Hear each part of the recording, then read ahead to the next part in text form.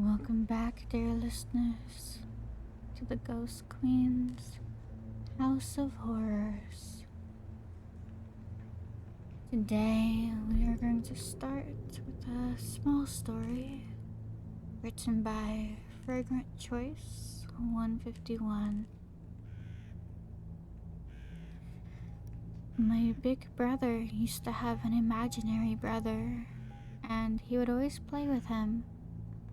But sometimes he would say, "Stop, leave me alone." Or, "No, I don't want to go to my room to play." My mom would ask him, "What's going on?" And he would say, "You won't leave me alone." Of course, my mom had no idea what he was talking about and thought it was just him being a kid with an imaginary friend. Well, a day after my brother's birthday, he had these balloons, and keep in mind, my brother is just a little kid. He's obviously not tall, so he couldn't reach the plates or knives, forks, etc. It was around 11 p.m. and my mom heard the balloons pop. So she went outside and my brother looked really scared. My mom asked him, "What happened? Did you pop the balloons?" My brother said, while freaking out, "No, it was him," while pointing to his imaginary friend that my mom obviously couldn't see. My mom saw the knife next to my balloons and immediately knew that he was too short to reach any of those things. So she said, "Get out of my house," to my brother's imaginary friend. Since my mom couldn't see him, she asked my brother if he left already, and he said his friend had left and thanked my mom. About 10 minutes later, my cousin came over, and my cousin said that he saw a woman in all white with hair in front of her face at the front door. My brother said that it was his mom, and she opened the door. My cousin was already inside and asked my brother if she was still there. My brother said yes, and that she was mad. My mom started to yell for her to get out. Then she asked my brother if she was still there, and he said no. My brother's 19 now and says he still sees him sometimes in the mirror. This next short story is written by Killer Q 13P. It happened when I was 11. I was a bit of a problem child then and had a habit of staying up at night. One night I was sitting in the corner of my room. My room is located so that if you open the door to my room, you see a long corridor to our house directly in front of it. This corridor is so long that no light enters it at night, and so I'm sitting in my room, drawing something in the album. At some point I turn to the door and see something standing in the corridor. It had the height of a child, like 8, maybe 9 years old. And this something was on this long red bag. At first, I didn't understand what I had seen. I began to blink, rub my eyes, do anything to unsee it, but it didn't go away. And then the thought, what if it didn't seem to you at all? Flashed through my head. I had no idea what to do. I just turned to the table and tried not to think that this something was actually right outside my door. I couldn't hear any sounds, only the sound of my heartbeat. At some point, I heard steps somewhere far away in the corridor, but I didn't dare turn around.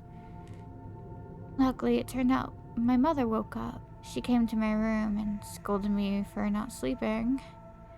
I haven't seen anything like it, and I still don't know what it was.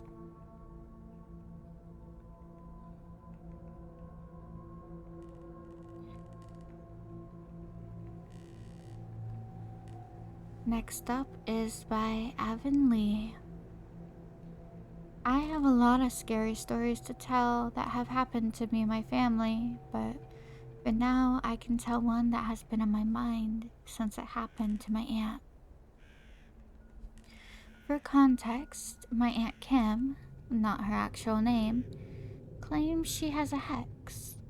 My Aunt Kim, her youngest daughter Lily, not her actual name, were home alone sleeping in their rooms. My aunt's room is at the end of the hallway. She woke up in the middle of the night to get a glass of water. She made it halfway through the living room when she looked up and saw a pale lady in a blue dress and had a distorted face standing in the doorway to the kitchen, just pointing at her. My aunt blacked out, and when she woke up, she was sitting in her car in the middle of the train tracks. When she realized where she was, she looked at the time. It was 3 a.m. She called her friend in tears. Her friend managed to calm her down and asked where Lily was and if she was in the car with her. Lily wasn't in the car. She was in the house alone. When my aunt went back to the house, she realized she had left the front door open. She went into the house and Lily was on the couch. Apparently, Lily woke up and tried to get her attention as she was leaving the house, but my aunt didn't acknowledge her. They got their things and spent the rest of the week at my other aunt's house.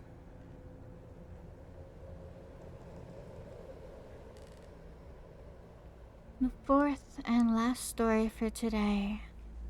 I'll be sure to read it a little slower just for you. It's by Last Hand 4182. At the time, I was, I think, 7, maybe 8, and I was hanging out with my best friend. In my house, we had the most awesome basement where we would always hang out. One time, me and my best friend were home alone when we were hanging out. We opened the basement door and walked down the stairs to the basement.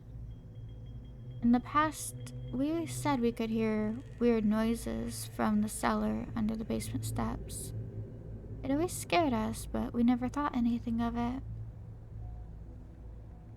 Anyway, we were playing in the basement home alone when we heard the noise again. It sounded like a man's voice. We were so freaked out, especially since we were home alone. We eventually got enough courage to open the cellar door and see if there was anything there. Nothing. Nothing was there. So we wiped it off and continued playing. Soon after, we heard it again. Now we were really scared. I told my best friend I would get out my iPad and record, see if there's anything there, you know? I grabbed my iPad, opened the cellar door, turned on the cellar light. I propped up my iPad and closed the cellar door. We were so scared that we ran upstairs. We left the video recording for 6 minutes. We were scared, but we came back down and opened the cellar door and turned off the video. Scared out of our minds, my best friend and I sat down and watched the video. The video, it looked normal for about 15 seconds. Until you could hear us walking up the stairs. And the video just went black. Completely black. The rest of the video was black all the way until you could hear us walking back down into the basement when the video went back to normal. It wasn't like the light went out, but something covered the camera. It was especially weird because nothing was in the way of the iPad.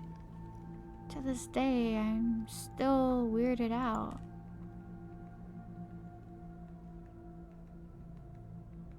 Alright, my dear listeners, if you got in this far, we have time for one more.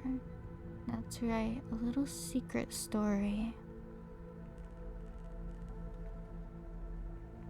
This one is by Fit Unit 7867. This just happened, so bear with me here. For the past couple weeks, my outside dog, who is the sweetest dog ever and wouldn't hurt a fly, my dog hasn't been wanting to go to sleep at night and has been barking all night, every night.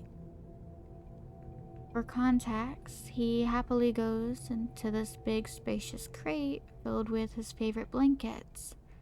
This is an AC controlled environment. Anyways, as I said, the past few weeks he has been refusing to go in and just sits and barks at stuff and roams around the property barking at something. Has been entering my property religiously for the same amount of time that he's been refusing to go to sleep. I've always just deduced that it was a coyote or something messing around in the yard, and this was my running theory until last night. So, last night, I exited my back door like usual to try and get my dog into his crate, and he refused. I figured he just doesn't want to since it's summer and the weather is nice. I returned inside, and not even 3 hours later, I was woken up by him barking and growling up a storm. So I tiredly put on my sandals and go outside, and he said he's in the backyard barking at something. I yelled his name, but I don't know. I yelled his name and he came running. Something proceeds to make a garbled noise and ran away. My dog comes running up to me, sits at my feet, but when I try to take him to his crate, he gets between my legs and refuses to let me go any further. Now my dog is heavy and strong, by the way. He easily overpowers me. So I proceeded to get back inside and lock up to go to sleep again for the night. I woke up at about 8:30 a.m. and went outside to get my dog's food for the morning, along with fresh water, as I remembered it was gone the night before. I decided to check out the yard since it was daytime, and as I was searching, I found something that seemed to be footprints leading toward the barn on my property. I waited the whole day just sitting, waiting to see what would happen before I decided to go in there, and there was a whole bunk up there, sleeping bag, food, and all this other stuff. I called the police immediately, and they found the guy trying to get off my property. He was living on my property for who knows how long without me knowing. I would have never known if I didn't check out the barn that morning. Alright, my dear listeners, it is the end of our little session today. Sweet nightmares and good night.